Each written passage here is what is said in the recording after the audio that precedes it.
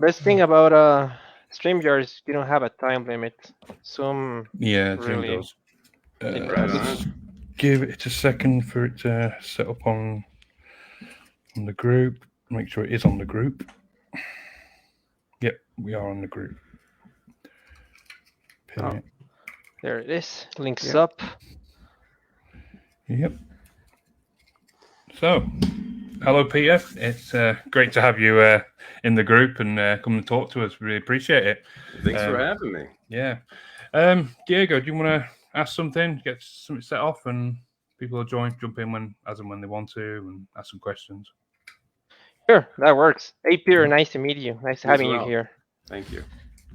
Right, so I have some questions. We were going to start the interview.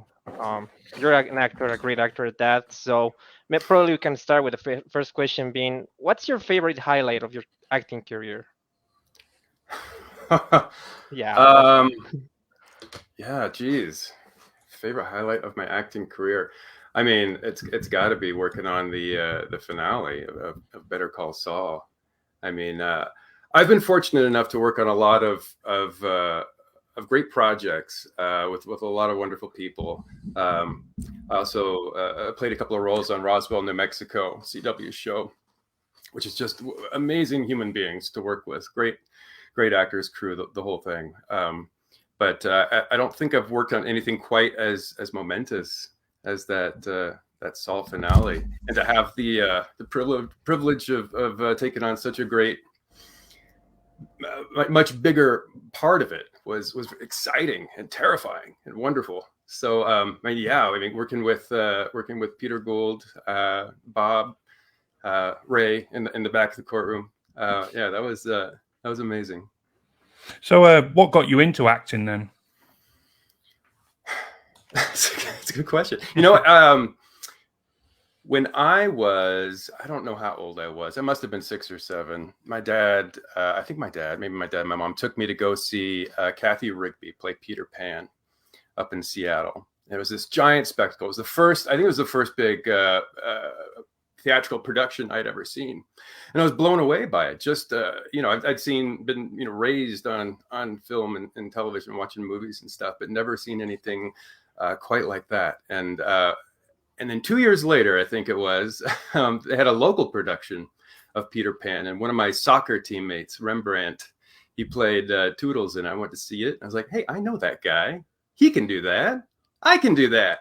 And so I think that the seed was planted there. But then in high school, I had to take an elective course, and I took theater because I thought I was interested in it. It was always seemed exciting, but I also thought it would be an easy A, and it was not an easy A at all. It was so hard, but I fell in love with it. And I haven't looked back. I went to college for it, and I've been doing it ever since. Yeah, that's great. With Breaking Bad being such a huge success, how do you feel yourself being a part of such a huge franchise? I can't. It's indescribable. I can't even put it into words. Like, I don't even know how to put it into words, because when I'm working on the show, when I'm on set working on an episode, it's about the work. If I think too much about, like, I'm here, like, helping create one of the greatest TV shows in recent memory, like, I wouldn't be able to operate. I would just completely shut down. So really focus on the work, and Bob is like that too.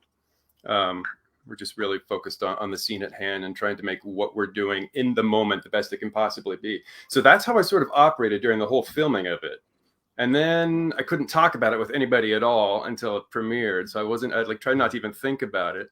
And now I'm sort of riding this weird wave where it's all about the work, but also I'm starting to get nostalgic for it because I know that it's gone.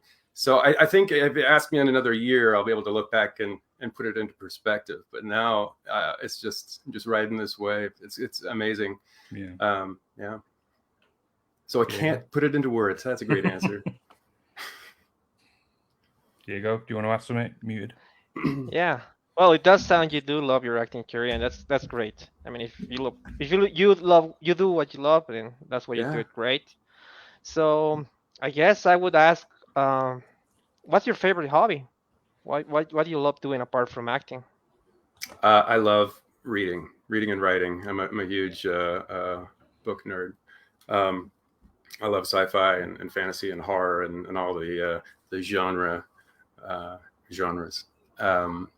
Yeah, I just love storytelling in general. It's what revs me. It's what I'm passionate about. So when I'm not, making film, TV, or theater, then I'm watching it, I'm consuming it, or I'm reading stories, reading poetry, listening to music. It's just the story. I crave story. I also love building Lego with my daughter. Legos. All right, that's really cool. I love Legos as well. Yeah. So you would say that all of these hobbies you just mentioned, do you think that it helps you with your characters in your various roles? Oh, sure, yeah.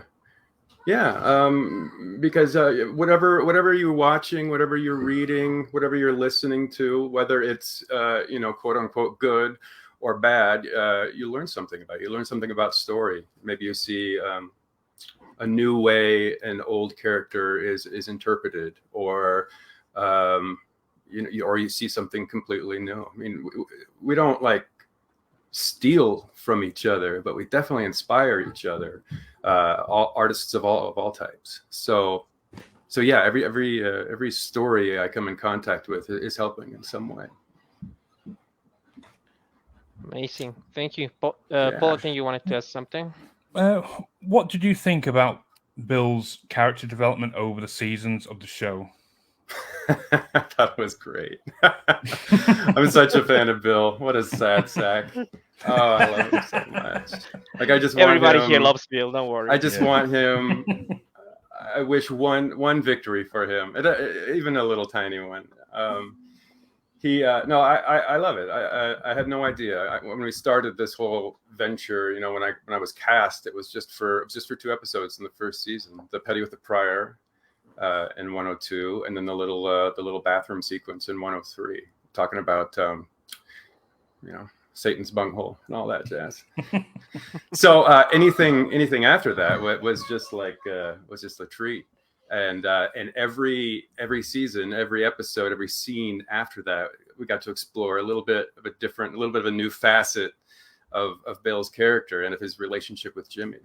And I really, it would have been so easy for Bill to be kind of a one-note character, right? To come in and do his little joke and leave, to lighten the mood or to lighten the tone or whatever.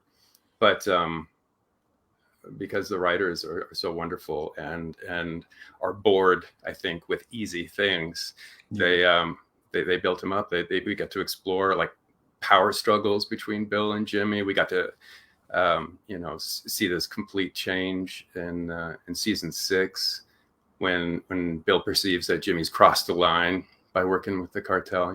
It's like, it's not a game anymore. It's not what we had is over. Like, this is you've gone beyond the pale. So it was really exciting getting to play the same character but in different circumstances, which is real life is how it should be. So I loved it. I love his arc.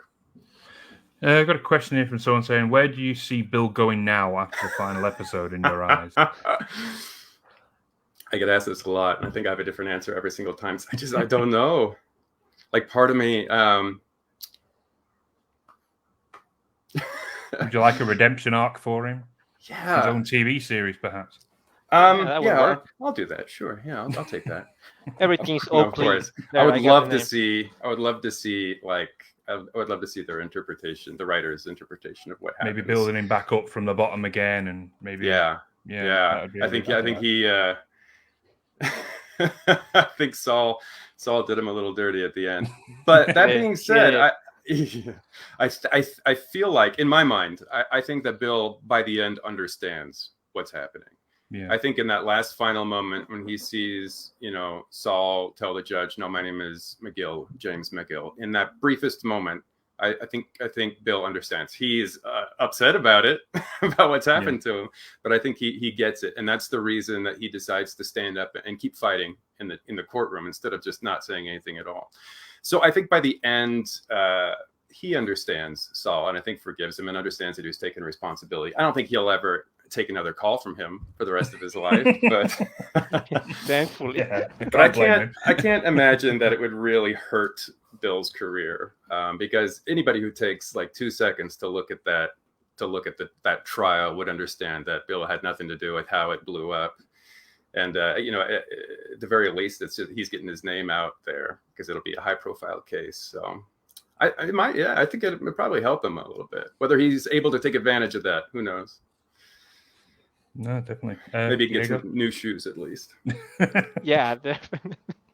Well, now that we're talking about Bill, I like Bill as a character, and I really feel that Jimmy did him dirty, but I'll see if I can forgive Jimmy for that.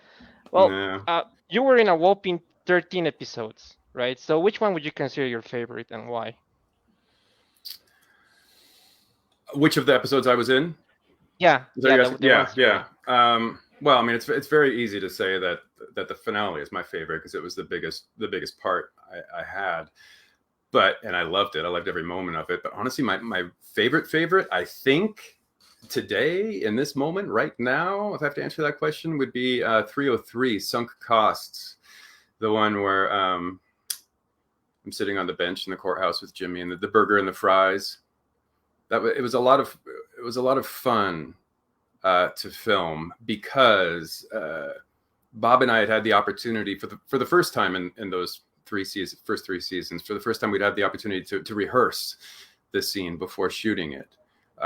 So we were able to, work with each other to nail down the rhythms and get the words down and the flow and the arc and do all the actory work before going to set to film it. Because usually that's where we got to do all that really fast. So it was the most prepared I'd felt up until that moment. And because of that, the shooting was really easy, and we were able to, keep it down to much fewer angles than originally we were going to. And I just felt that preparation allowed me to relax into it. And I had a lot of fun filming that scene. A lot of fun. Wow, amazing. I didn't know that much work went into it. Oh, yeah. Is there anything you would change about Bill now that obviously the whole show is finished? I should say no. But no. I don't know.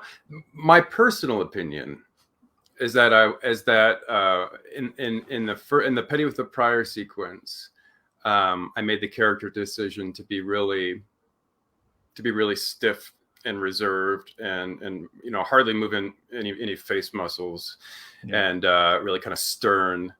And that was born out of me just feeling like overwhelmed as an actor, as Peter on set, feeling like this is something huge, and I'm scared and I'm nervous.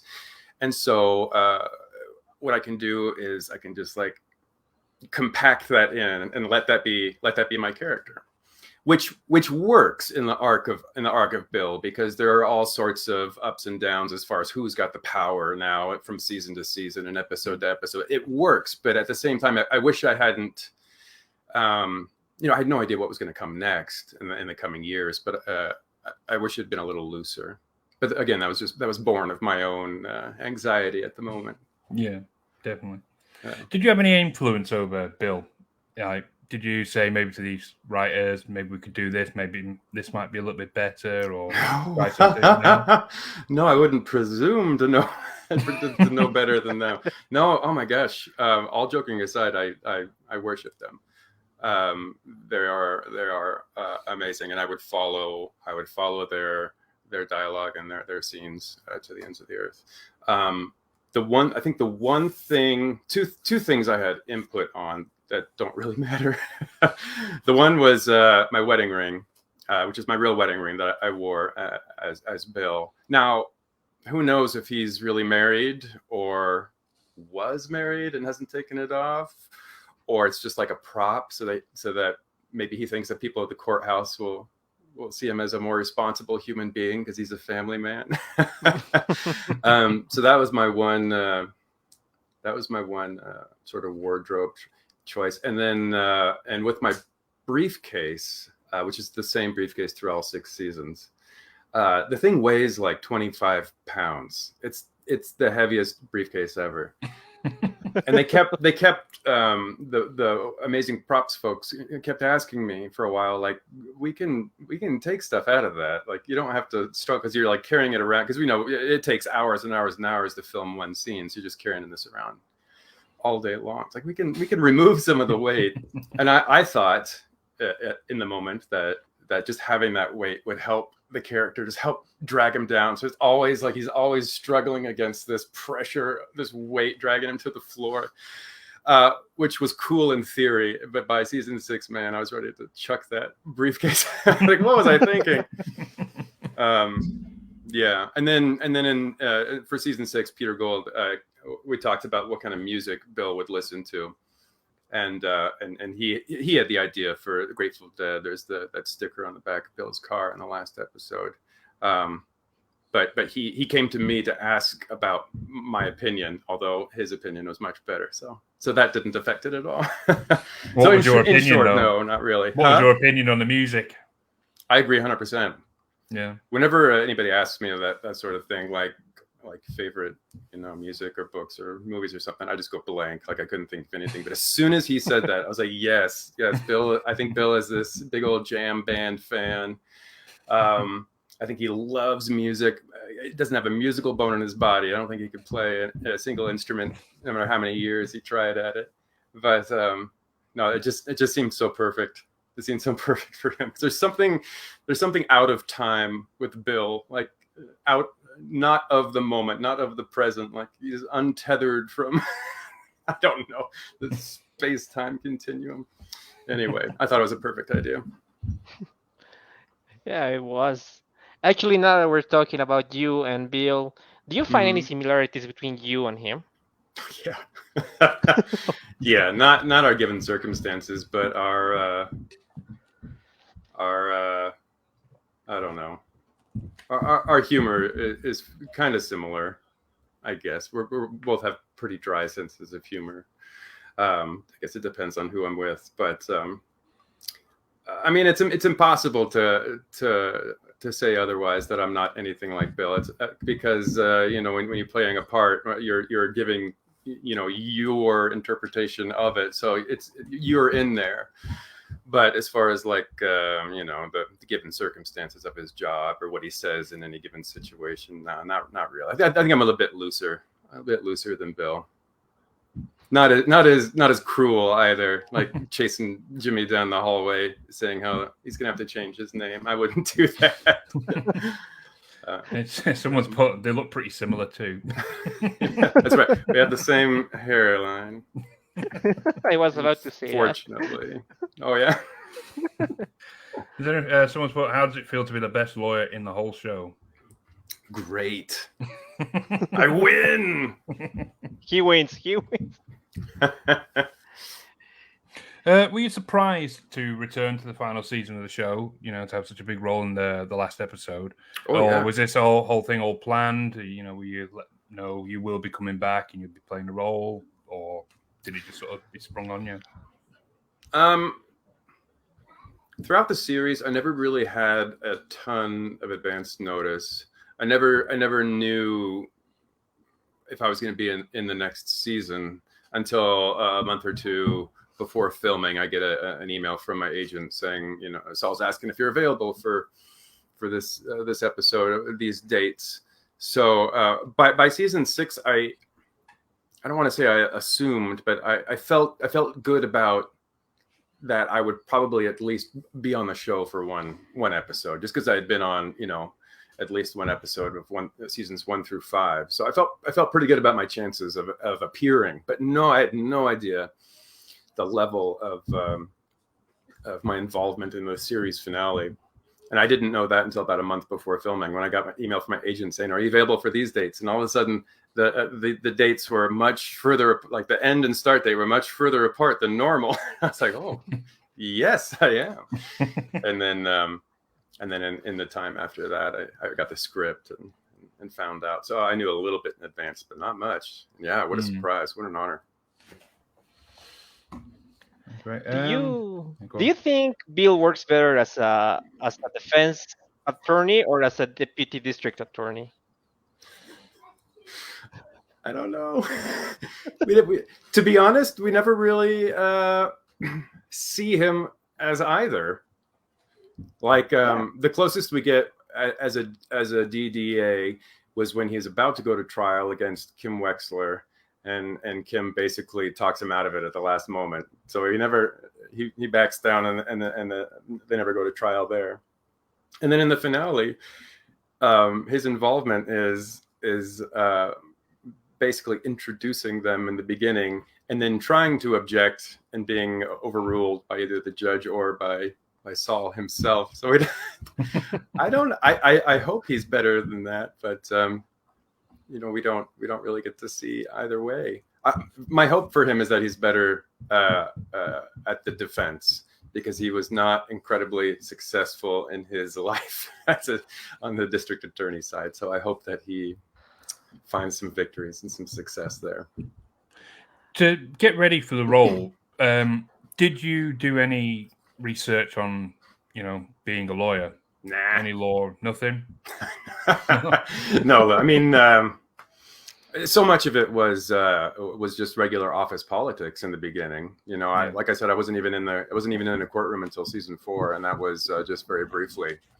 So, my thought process was like, yeah, let's get into it. Let's learn about being a lawyer. Let's go. I mean, the federal courthouse is just right down the street. Let's go sit in on something. Let's just figure it out. Yeah.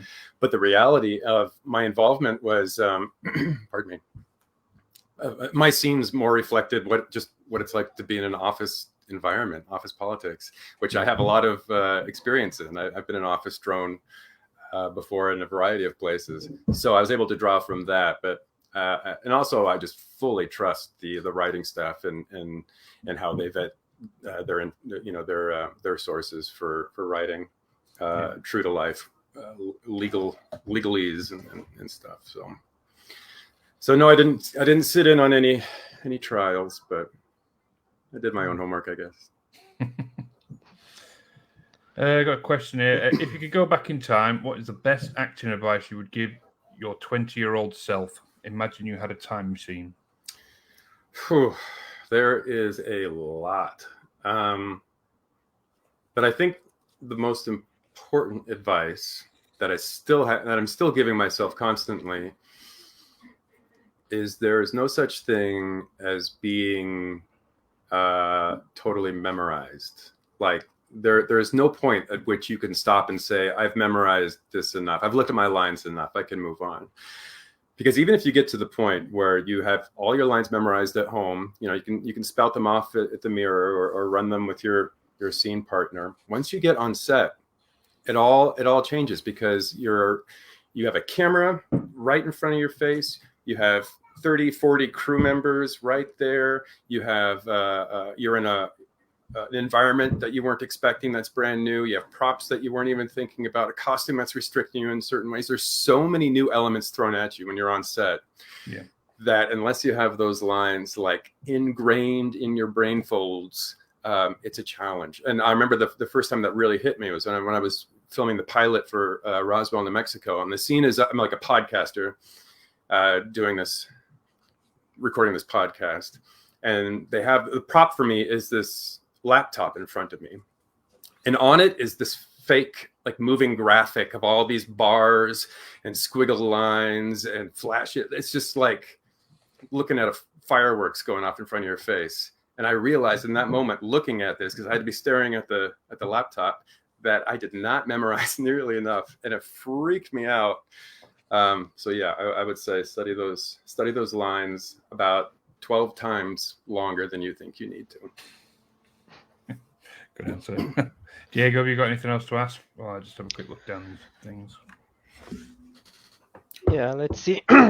So, I mean, we know Bill once again appears in like 13 episodes. Do you feel that he's the comic relief of Better Call Saul? I don't know. I mean, that's the easy thing to say, and I've certainly said it before. I think I probably just said it like 10 minutes ago. But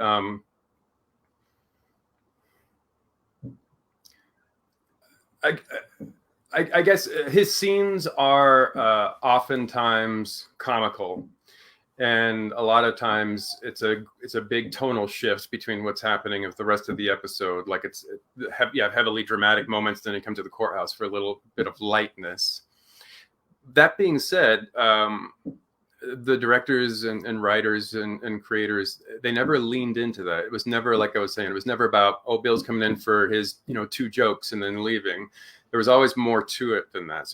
So to me, it was less about being comic relief and more about giving the audience a chance to take a breath and then be able to check in on Jimmy, because I think Bill was always a good not mirror, but always a good gauge of where Jimmy was in his own story and his own character development. How is he where he is in this moment right now in this episode? How is he relating to Bill? And a lot of the times the scenes, they were jokey and they were funny, but I never felt like I was coming in to do comedy. Yeah, I agree. I think Bill is more than that. I mean, people tend to think, oh, it's Bill Oakley. He's just going to say, pay with a prayer, and that's it. But with Peter and Vince, nothing is ever just one-dimensional. So I definitely agree with your answer. Right on. So I've got a question from Ben Creasy. Was there anything that they cut or didn't decide to use involving your character and that he would have wanted them to use? What is the question? If there was something that was cut or wasn't used? Yeah, is anything cut or they didn't decide to use involving Bill that you feel that probably should have stayed in or you'd like to have stayed in? I don't know about how I feel about it staying in, but literally the only thing, as far as I can remember, the only thing we shot that didn't make it into an episode was in the finale when Bill is at the parking garage, the rooftop parking garage, before he takes a call from Saul. There's a shot of me, driving down the lane and then turning to park in the parking spot and kind of jam into some music. Yeah. And that I think that was just timing and pacing. It wouldn't have worked. Yeah. So I think that could have been left out.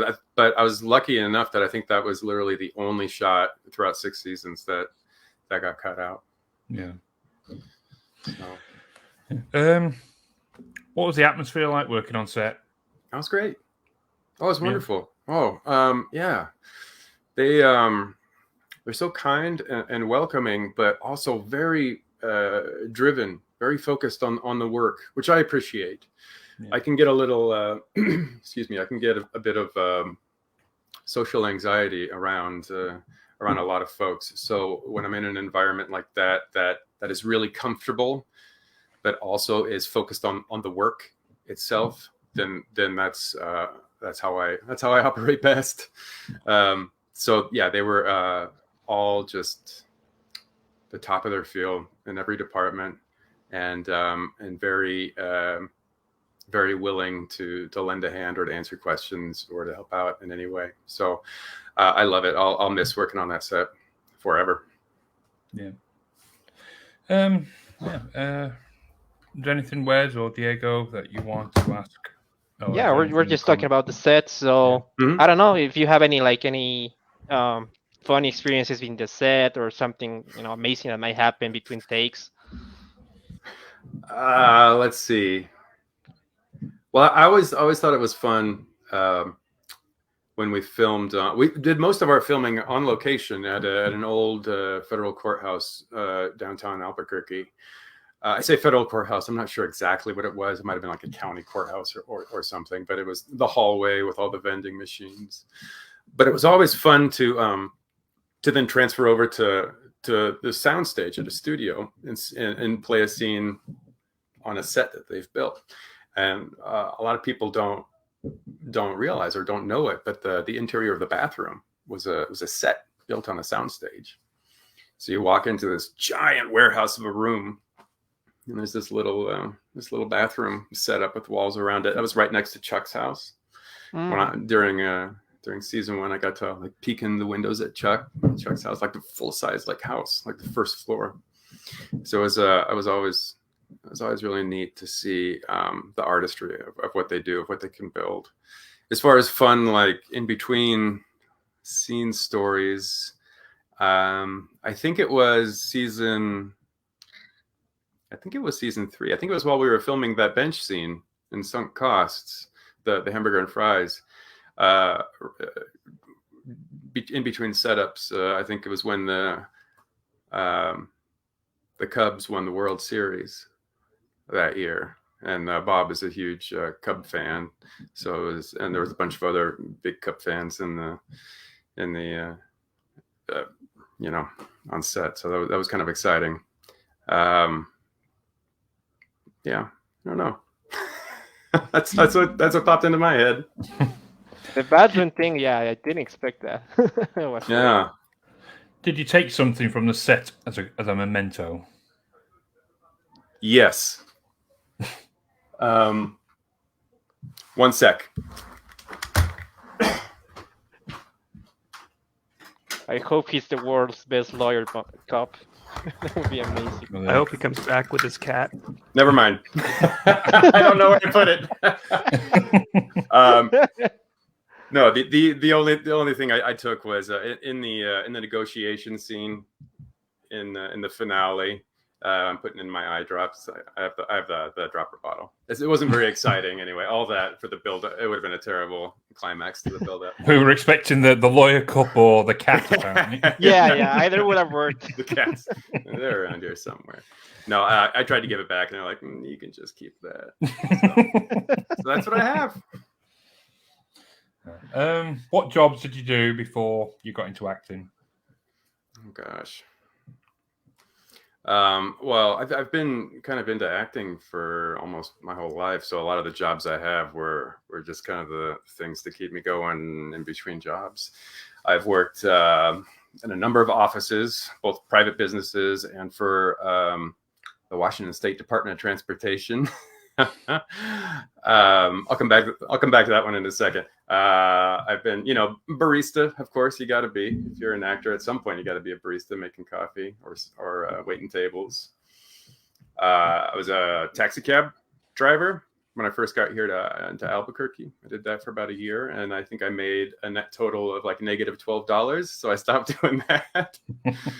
I worked at the zoo here, but I think the funniest, weirdest job I ever had was one summer I was working for the Department of Transportation, Washington State, which is where I grew up. My dad worked for the DOT for many, many years, so he was able to get me a government job there. And my job was to literally drive across the state, go to a rest area, like a bathroom stop off on the side of the road that the government pays for, sit in a little chair with a clicker and count how many people went into the bathroom during the course of a day, so that they could know if it was like being used enough to keep open or if they could shut it down. So I was just sitting there, like staring at people going into the bathroom and counting them.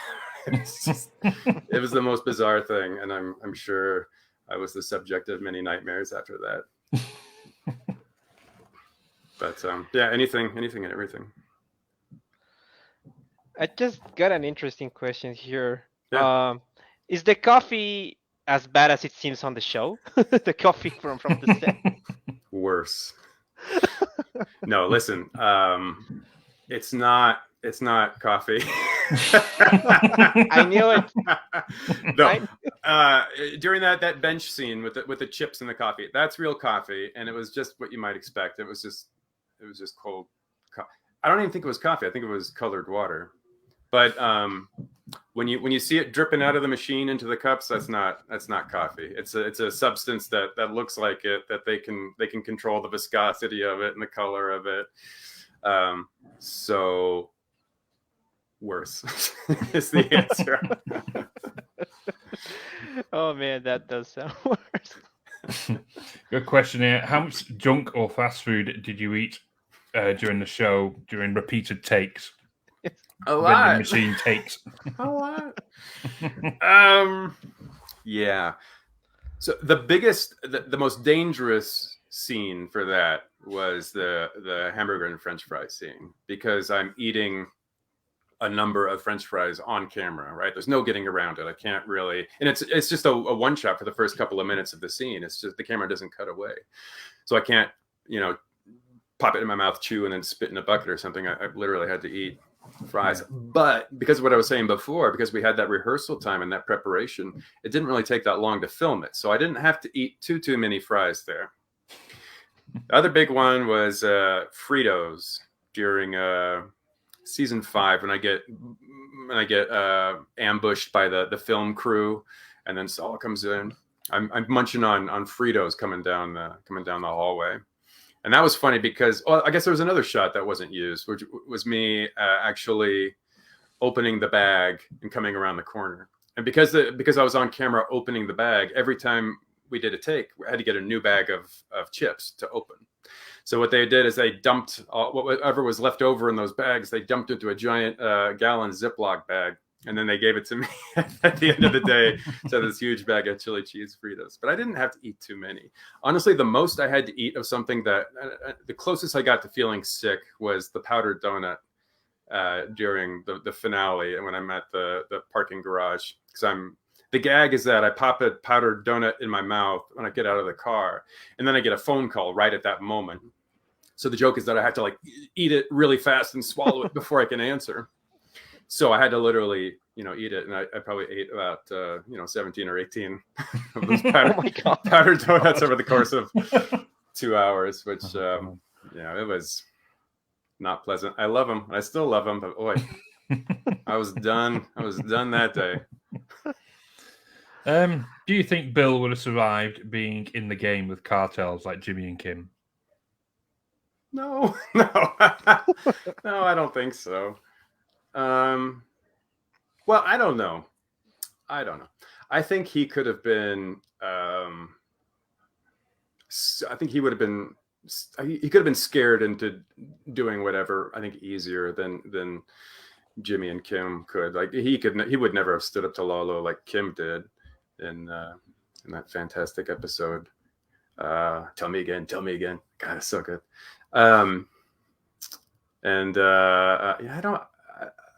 I feel like he would have caved and done whatever they wanted, and then just been disposed of 2 weeks later. I don't think he would have fared very well with a cartel. That's just my opinion in the moment. Diego, have you got anything?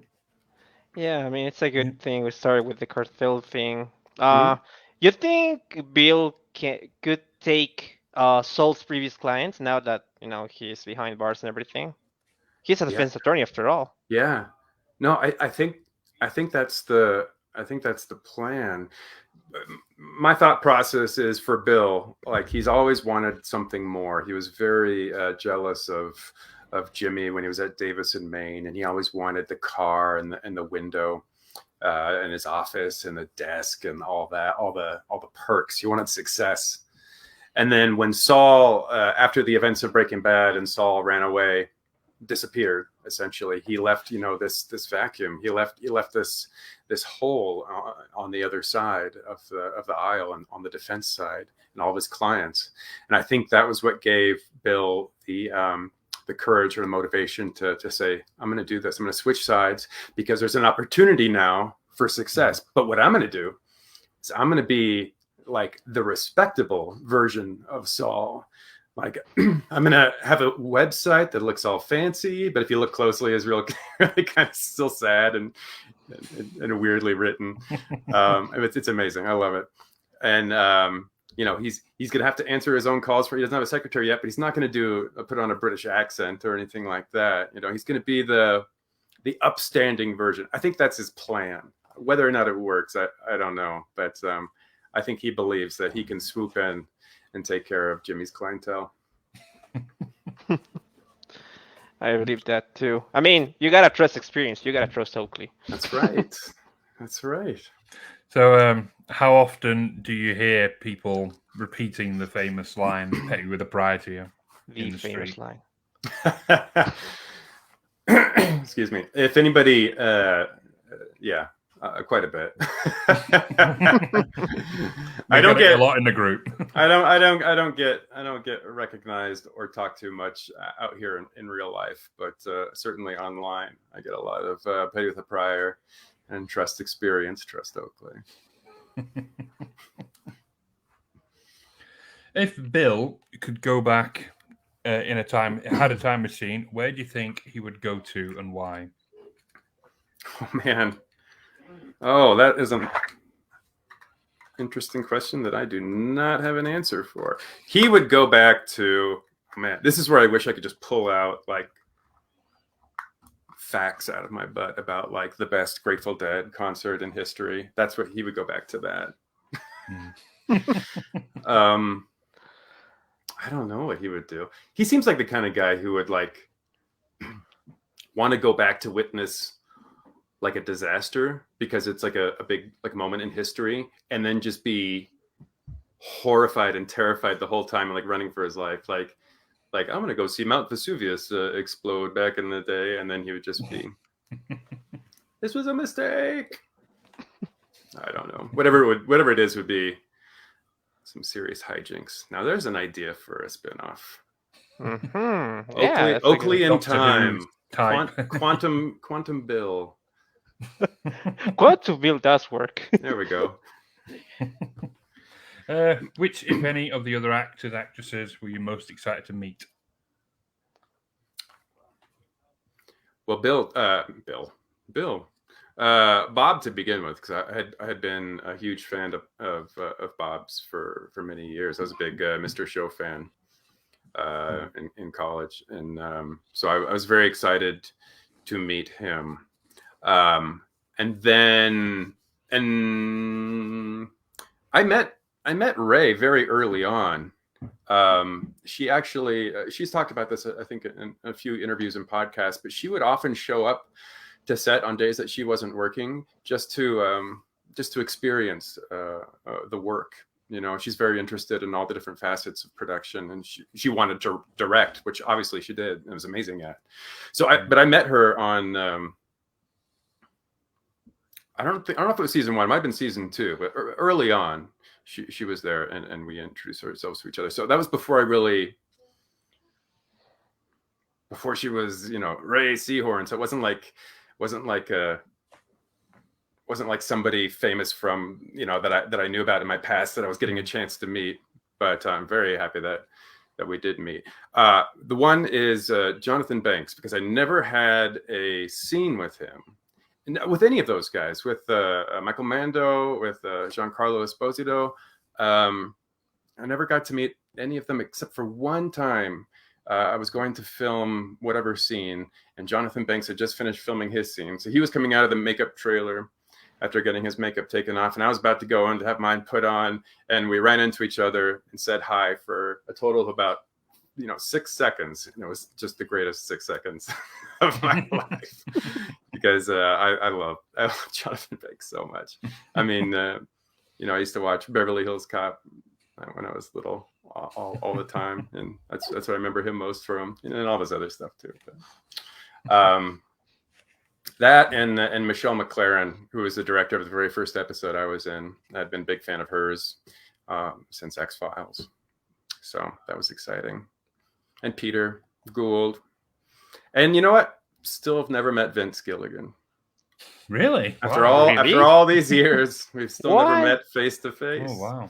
It's my biggest regret. Yeah, we just I was never in an episode that he directed, and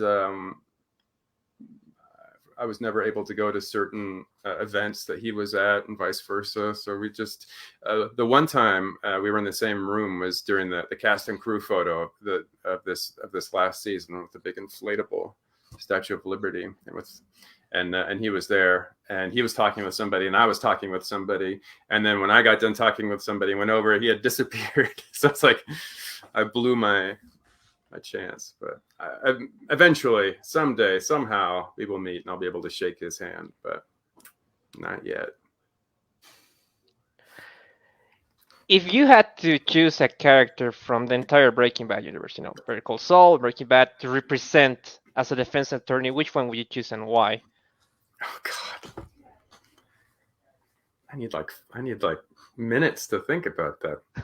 To choose to represent. Mm-hmm. If you had the choice, you could choose anybody at all. His name just escaped my brain. Daniel Wormaid. Wormold? Was that it? The character Mark Prush plays. The guy who drives the big Hummer. Yeah, Price. Yeah. I forget what his the other name his character goes by is, but Peter would choose him because I think that he's the funniest man on the face of the earth as an actor. I would love to work with him one day, so that would be my choice. Everybody else kind of scares me. What's Bill? Their character scares me. I'm sure they're very lovely human beings. Yeah, it's a good choice. You could also have unlimited access to the laser tag, and right? We know how much Bob loves that. Right? Is that? Let me ask. Is that a fact thing, or is that a theory thing? That he's the same one who owns the laser tag. I think it was I've heard that. I think it was either Vince or Peter that confirmed that, but it's a fact. He's the owner. Yeah. Because I always thought that too. I was like, it's got to be him, right? But then I couldn't remember if it was ever actually confirmed. So yes, it is canon in my head now. And now it's canon everywhere. Perfect. I know, it's so cool. Perfect. For you, what was the best scene? Oh, sorry, the best episode of the entire series, of the entire show, not just including you, the whole show of the show. Period. Oh my god, this is the moment that I was talking about when my mind goes blank and I can't think of a single episode. I love them all so much. 5-0 stands out. It's hard because the ones that stand out are the ones that are a little bit different. 5-0 when we follow Mike in his past, Bagman when we're in the desert with Jimmy and Mike. But it's not that they're necessarily the best. It's that they stand out because they're different. But some of my favorite ones are just the ones that are just continuing with the storylines. And there's nothing terribly flashy. There's just these small character moments. I love Bad Choice Road, which in itself is a bit not flashy, but it's a bit standout because that scene, the Tell Me Again scene between Lalo, Kim, and Jimmy, that's an entire act from commercial to commercial, like in one location, one scene, which is kind of great. But I can't just pick one. I really love Nippy this season. Nippy, because it is so subversive, right? It's like the end of the last episode. I know it's divisive in the fandom, but the end of the last episode, he finally becomes Saul, right? We jump ahead of time, and now we're in Breaking Bad-ish era, and then they just completely subvert fan expectations and dive into the future and have an entire episode with Gene, and I love it. And I love Carol Burnett, obviously, and Pat Healy, who played Jeff Part 2. He's wonderful. He's wonderful. I don't know. I could just talk for 3 hours and just go one by one through each episode and say why I love it the best, but I won't. So were you quite a big fan of the show then before, obviously, Better Call Saul, Breaking Bad? Were you a big fan of the series before, obviously, you got the part of Bill? Yeah. I wasn't... I was late to it because I was... when it started for the first couple of seasons, I guess, I was traveling a lot, working as an actor on a national tour of a kids show for 2 years. And so I never felt like I had the time to set aside to start from the beginning of Breaking Bad and watch however many episodes. And it just kept getting bigger and bigger, and it became such a big task, I guess, a big endeavor. So, but when I moved here to New Mexico in Albuquerque, I felt like now's the time I got to start. So yeah, my wife and I watched it and loved it. And we were done with it by the time the casting notice came out for Better Call Saul. Is that what got you to obviously audition for Better Call Saul then? I tell you what, I just started in the business, so I was ready to audition for anything that came my way. But I was extra excited for this, even though it was no one knew anything about it. Like I just uncovered an email not too long ago from my agent to all of her clients saying, they're just about ready to start production on a new show, Just Call Saul. We don't know anything about it. We don't know how long it is, what genre it is, what the style is. So just so you know. So I think by the time I auditioned, we knew a little bit more, but I had no idea. In my mind, it was going to be like this kind of screwball-y comedy. I had no idea, but I was very excited at the opportunity for sure. How did you feel about them doing the flashback, flash forward through the whole series? Like, do you think the transition was quite well received, and did you like the idea of how they did it from black and white, color, to sort of split up the time frames? Oh yeah, I love it. I thought it was very I thought it was really, really interesting and really engaging because everyone knows how Breaking Bad ends, but it was nice to see a little bit of what's going on afterwards, because no one knows anything about how that story will end up. And even though it didn't feel, I don't know, I don't mind a prequel situation where I know if a character is going to live or die, because that's not what it's about to me. It's about what's happening in the moment, in the relationship, and the stakes involved in a story. Like, the highest stakes aren't always, life and death. It can be about so many things, and so I'm glad that it explored that. But on the other hand, it's nice to have that sort of black and white gene world of new information. Like, so even the littlest thing, like in the first few seasons, there were such short little sequences, but even the tiniest little bit of information was like opened up new mysteries for us, right? We're like, what's happening? What's going to happen next? So I thought it was exciting. And I thought a show that really ended up being about reflection and taking responsibility for what's come before. Whether or not they thought of that when they started making season 1, I thought it ended up being a really nice sort of visual way of exploring that idea. So I dug it's it. definitely different as to just putting present day and the year that whatever you want people follow. I mean, I think separating it with the color and the black and white, I think that was definitely a unique way of doing it. Yeah, nice shorthand. And opposite of how it usually is, right? It's usually black and white for the past and color for the future. No, it's cool. I liked it. So I'm all out of questions, mate. Diego or Wes, have you got anything? Yeah. So being a meme page, obviously there's lots of memes going on, and there's quite a few memes made of Marie crying because no one could see if she was wearing purple or not.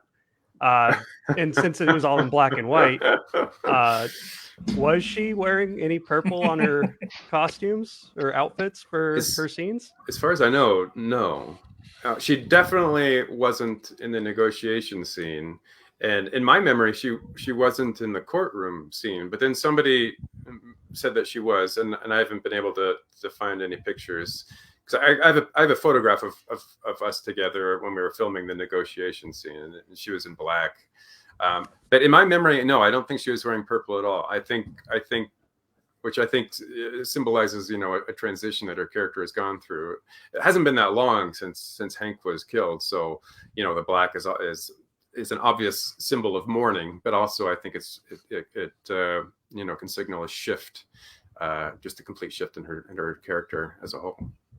Okay. But no, I gotta find some photo evidence, but I'm almost positive she was not in purple. Well, that just happened. What? Compelling question by Wes. Thank you. Yeah. The fans had to getting know. down to it. Yeah, no, this is the important stuff. What else we got? What kind of car do you drive? Personally? Yeah. That is a personal one, yeah. A sedan. A dark blue Toyota sedan. Don't tell them too much. I know, exactly. That's as much as you get. Right. I wish I had that Concorde. That's that that Bill drove. That's really cool. Jim, you could have took that from the set instead. Yeah, right. Diego, anything else? Yeah. I mean, Peter, you said you ate a lot of junk food while on set. What would you think it was Bill's favorite snack? Whatever he could successfully retrieve from a vending machine, I guess. Oh, that machine never works. No, I think my guess would be Fritos, because they look the closest to like a French fry, and that's what he really wants, is like hot, fresh food, like a burger and fries. So I think the Frito reminds him of a French fry. That makes sense. Yeah, that makes sense. It makes sense. It makes sense in context and without context. Yeah, and Fritos are good. Sure. That's right. Hire me. I will be your spokesperson. Definitely. Well, there is one question that Wes has, but I don't think he has the courage to ask it. I'll ask it. I can. He wants to know if you're a real oak tree. Yep. 100%. You found me. You found me out. He's a real oak, confirmed. Oh, confirmed. Yeah. So I'll ask this one as well from someone. Have you heard about all the memes and stuff about Kim Wexler's feet? What? No, what's that? There is a lot going on about the feet memes and stuff with Bob with Bob apparently following one on Instagram, and everyone I'd heard about that. Yeah. And I don't know anything about that. I will say that perhaps in his defense, I have accidentally followed many people in the course of my time online. Yeah, mostly. Yeah. I don't know anything about it. No. No inside information on that. Unfortunately. Or fortunately. Other than that, I'm completely done. We did it. Yeah, I don't think there's anything else anybody else wants to ask. And I'm not asking some of the ridiculous questions in that chat. I'm not getting asked. But yeah, thank you. Sorry, go on. I just have one more suggestion for Peter. Yes.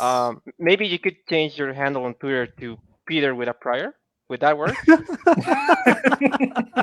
to do what?